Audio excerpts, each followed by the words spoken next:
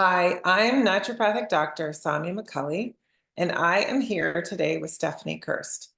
Stephanie is an expert in something that you need to know about. Some of you may have been reading a series of blogs I've been writing lately about the common causes of fatigue.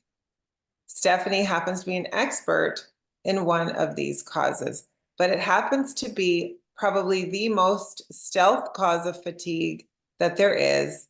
And I would venture to say that 99.9% of you have never even heard of this.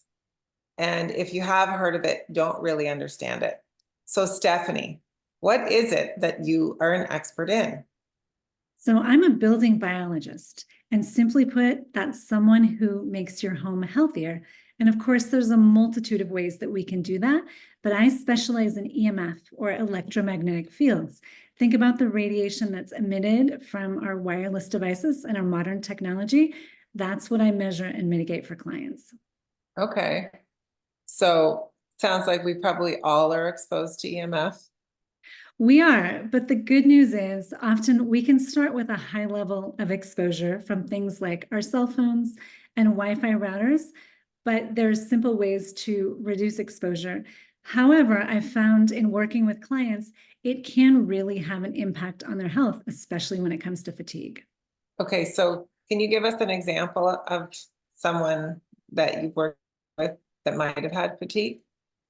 Yes, I work locally in person with clients throughout the San Francisco Bay Area, but I also work remotely over Zoom with clients. And I was working with a woman who had very severe fatigue, brain fog, and trouble concentrating. And so, as part of the intake process, I wanted to understand what was in her home environment and what might have changed recently. And this was a couple of years ago. And the biggest change in her life was that she had gone from working in an office to working out of a home office. And she had a Wi Fi router at her feet. Now, she was under the impression that the Wi Fi was off. She thought she had turned it off. And in the year or two that she was working at home, she found herself having increasing fatigue, trouble concentrating. And when I met her on Zoom, her face looked gray. She had trouble even going through an initial 15-minute call with me. So I knew something was wrong. And once we took a deeper dive, I sent her some meters. I taught her how to use them. She took measurements. And lo and behold, the Wi-Fi router was still on and still emitting really high levels right there at her body. So we made some changes to her home. And in a nutshell, I checked in with her a few weeks later, and she came bouncing onto the Zoom screen. There's no other way Wow. to describe it. Her color was back. Her eyes were open. She was smiling. She was energetic, and she had been the opposite when I first met her. And again, this was simply within 2 to 3 weeks of making some changes, cleaning up the EMF levels in her office. And as she put it, she was a new woman. She had taken time off from work because she simply didn't have the fortitude to do her day-to-day work. And she was headed back to work. And I'm also happy to say that she continues to be well and healthy. That's great. That's amazing. So, do you find that this is common that you see people's energy shift when they fix their EMF issues?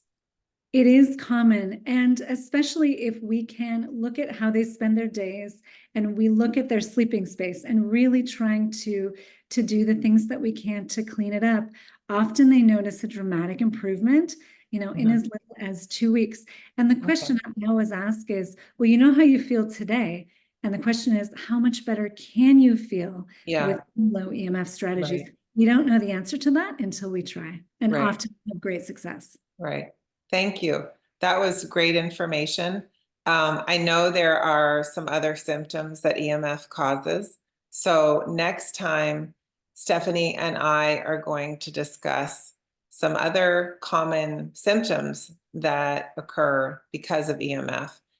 And I do want to let you know that often, and maybe this is the case with this woman, and it may be the case with you, if you have fatigue, it may be EMF that's the only thing that's causing your fatigue, but often because there are so many complexities in our lives with our food, with our relationships, with our environment in other ways, that it could be one layer of your fatigue. So you want to make sure that you always address EMF as one of the possible causes of fatigue, even if your energy is much better or great once you've addressed the other things. You don't know how good it could get, right? Without addressing the EMF.